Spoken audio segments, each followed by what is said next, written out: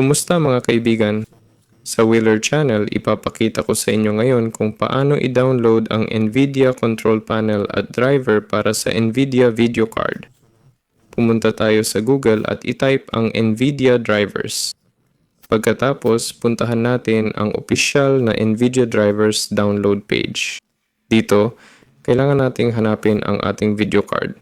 Sa akin, halimbawa, ito'y GeForce RTX. Oo, RTX. Pero sa 30 series ako, 3060. I-click ang Find. Dito, pwede mong piliin ang wika. I-click ulit ang Find. Naghahanap ito at pwede na tayong mag-download ng driver na angkop sa ating system. Ito ang kailangan natin, specifically ang Game Ready driver. I-click ang Find, tapos Download.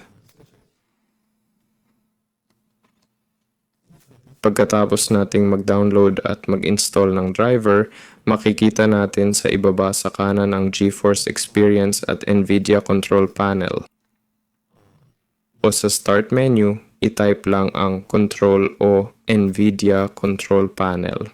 Yun lang, salamat sa panonood. Ingat kayo at good luck sa lahat.